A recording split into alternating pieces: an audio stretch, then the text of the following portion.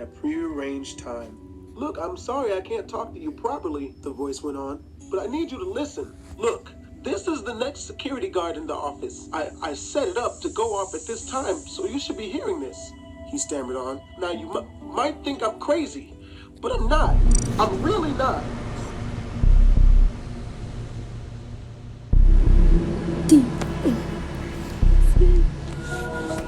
What is Black Desert Mobile? It's where you can discover your true potential. A true MM.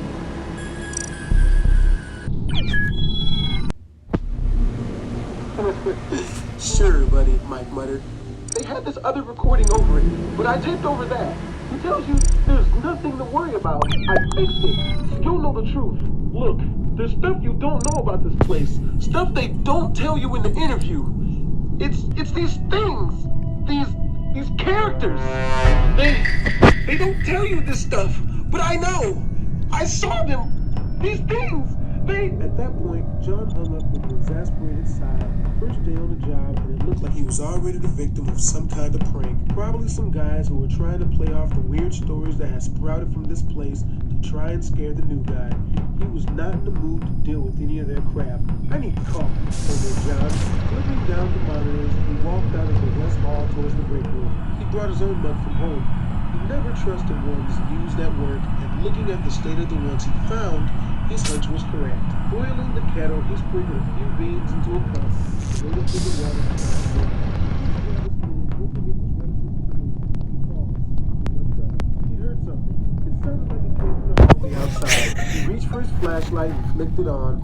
Only the white and checkered walls met his eyes. Hello? He called. Anyone out there? Cautiously, he walked out in the hallway. He shone his flashlight down to the right. Down to the left.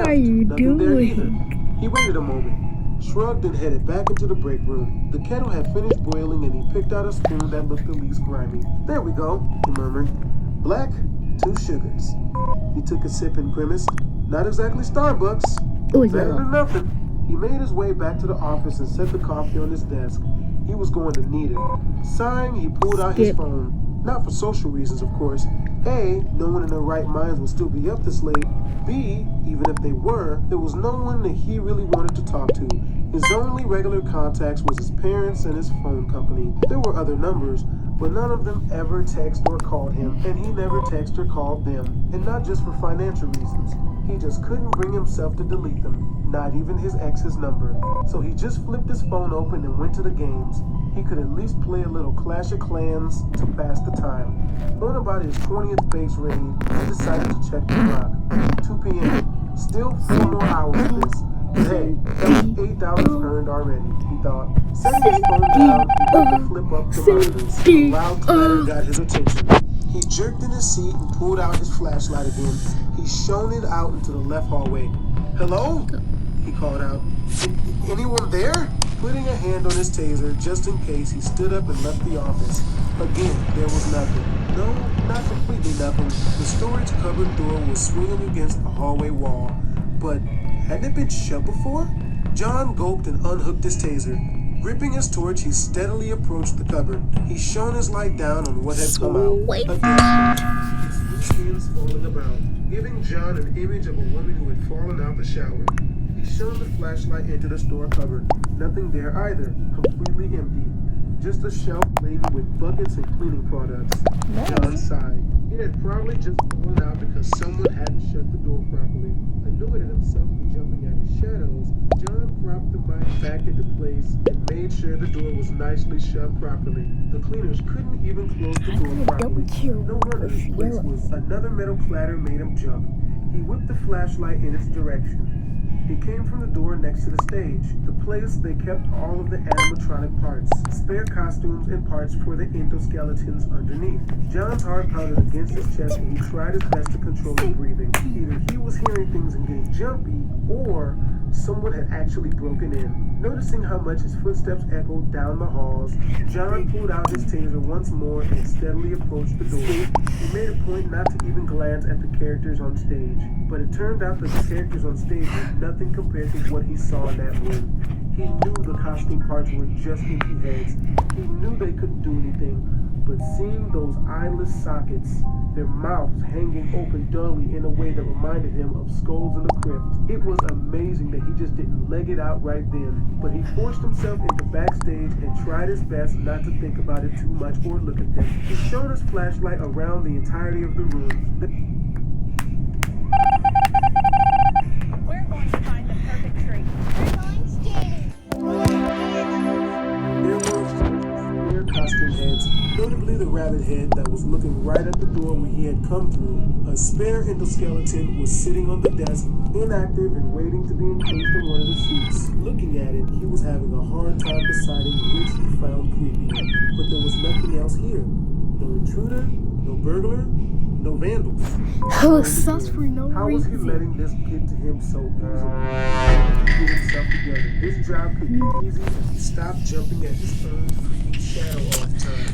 Another realization made him run again. What had his boss told him just this morning about this job? What had he spent his time looking at and wasted time by not using? Almost slamming the backstage door, he stalked back down the hall. Returning to his security room, John's annoyance continued to replace his fear. Why was he bothering to search all these places by himself when he could just look at the cameras from here? First night, and he was already messing up. He flipped one of the monitors open and cycled through the cameras. Nothing in the corridors either side of him. No one in the bathrooms, no one in the dining area. The camera from the kitchen didn't work, but the audio betrayed nothing. But then he realized something. Something he hadn't noticed when he first flipped the monitor open. Now, though, it dawned on him. And it was almost a sense of dread that he changed the camera to the one on the stage. The bear, the chicken, they were present, but the rabbit was missing. Mike could feel his heart stop. She was gone. The rabbit was gone. She was meant to be on stage with the others, and now she was gone. How was this even possible? Was there really a break-in? Had someone stolen her? How had they managed to carry off a ton of suit and skeleton without John hearing? Maybe they tried to and they were still here. Desperate, John went through the cameras again. He stopped into one of the spare parts room. He found her. There was the rabbit in the room. She was standing right next to the table where the endoskeleton should be. No one was holding her. She was looking directly at the camera. Directly at John, which because of the close view, John could tell there was something horribly off about this Bonnie. This one was nowhere near as polished and as kept up as the one from the stage earlier. Even worse, its face seemed to be, for lack of better terminology, completely scooped out. Panic overtook his mind and he slammed the monitor down. His eyes started to left off. This wasn't some break-in. The rabbit had moved. She had moved on her own to that room. Maybe that had been her making all that noise before. She'd been toying with him, messing with him. He was right when he thought that she'd been watching him. She targeted him the moment he stepped in here. Were the others the same? Could they move? Were they out for his blood too? His mind cast back to the recording. It had talked about the characters, the last guy who worked here. Was this it? Was this what the guy on the phone had? Wait, the guy on the phone. The guy with the crazy accent. Talking about the characters that performed here. That meant he started to calm down once he realized what this must really be. It was all part of the prank. There was someone dressed up in the rabbit suit from the stage, and they were moving around just to mess with him. It was the perfect setup. The guy on the phone, the stories, there were even cameras posted everywhere. They'd get recordings from every angle, posted all over the internet, and everyone would be laughing at what a terrified wimp that John was. Oh my God. Even a wimp like John had his limits, and this time he had a taser to help him get across that particular message.